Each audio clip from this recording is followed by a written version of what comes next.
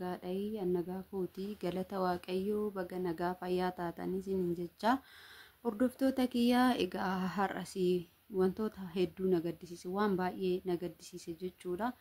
Egaa akkuma argitan jechuudha obboleettii keenya kana namni hin beekne hin jiru. Yeroo baay'ee TikTok irratti beekamtuudha jechuudha. Akkasumas immoo TikTok irratti wanti ishiin hojjettu waa'ee amantii ishiitii keessattuu amantii ishiitiin baay'ee cimtuu jedhamtee nama yaaddamtuudha jechuudha. Garuu immoo yeroo tokko nama amanuu baay'isna akkuma yeroo hunda isiniin jedhu nama amanuun baay'ee ulfaataadha. Garuu ishiin waan jaalallee ishii amantuu fi jaalalleen ishii immoo egaa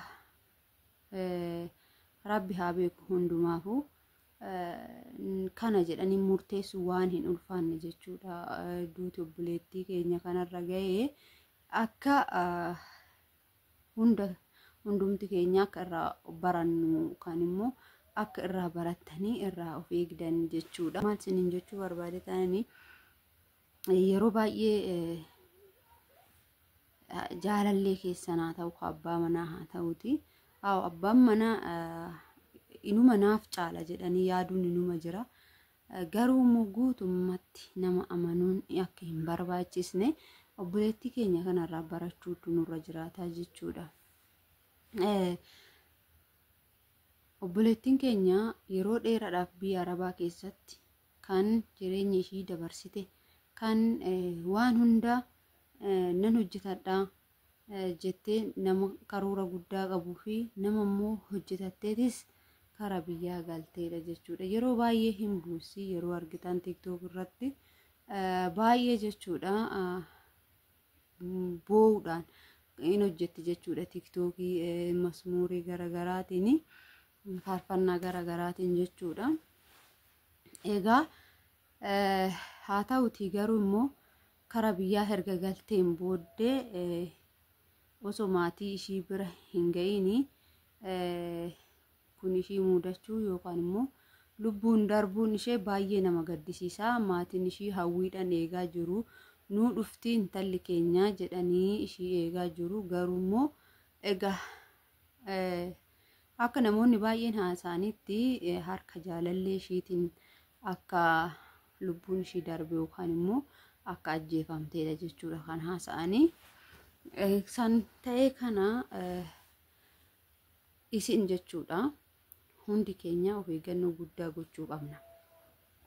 Gaafa biyyaa baanu maatiin keenyatu nu gaggeesse yoo ta'e maatumti keenya sun nu deebi'ee nu bakka sanii bakka dura nu geessisanii yookaan immoo eerpoortiidha dhufee isaanumti nu fuudhan malee namoonni biroo namoonni nu hin beekne jireenya keenya keessa seensisne haadhaaf abbaa keenya caalchifanne nu miidhuu hin qabanin jedhanii suruma keessumattuu jechuudha. Yoo nama miidhanillee haatiif abbaan ofii haala kanaan murtoo du'aa namarratti hin murteessan jechuudha.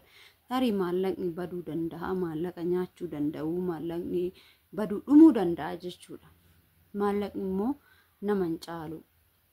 Maallaqni immoo waa hundaa hin caalu jechuudha. Maallaqni yoo jiraanne fayyaa qabaanne waan hunda yoo hojjetan yoo ofii keenya of jiraachisuu barbaanne hin finna jechuudha. Hojjenne fayyaa yoo qabaanne jechuudha. Nuti nagaa taane lubbuu keenya yoo jiraanne waan hundaa hin finna.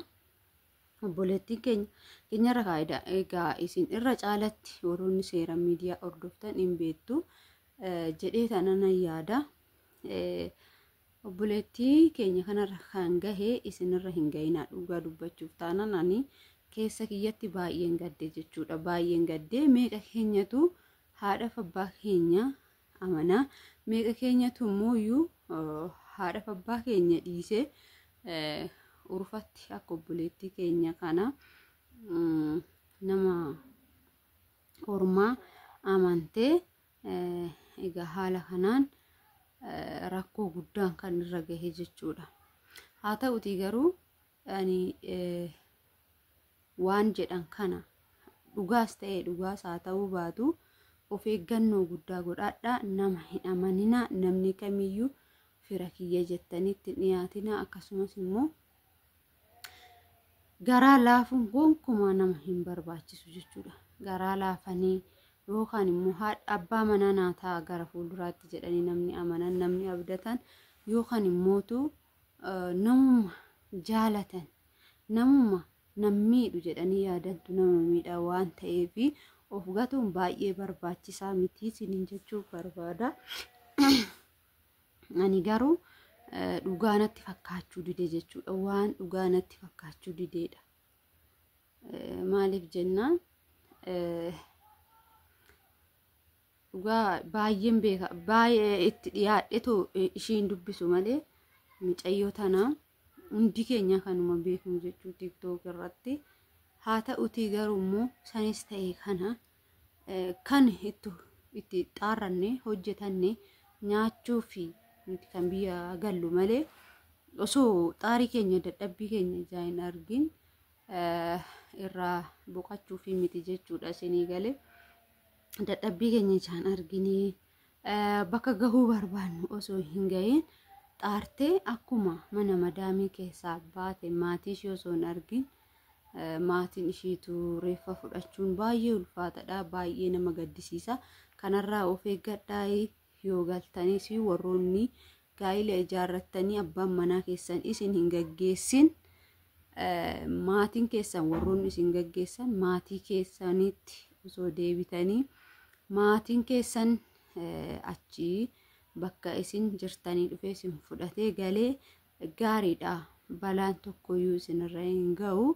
Maatiin ofii haguma fe'ellee ta'u lubbuu namaa balleessuudhaaf akkanatti wanni jedhanii kanaafuu of eeggannoo guddaa gochuutu nurra jiraata jechuudha. Maaliif yoo kan hojjenne ijaan arguu barbaanne jechuudha. Akkasumas immoo gaafa achi jirru maallaqa keenya namarratti erguu dhiisuudha jechuudha. Walumaa galatti eenyumaa amannee maallaqa keenyas erguu dhiisuu akkasumas immoo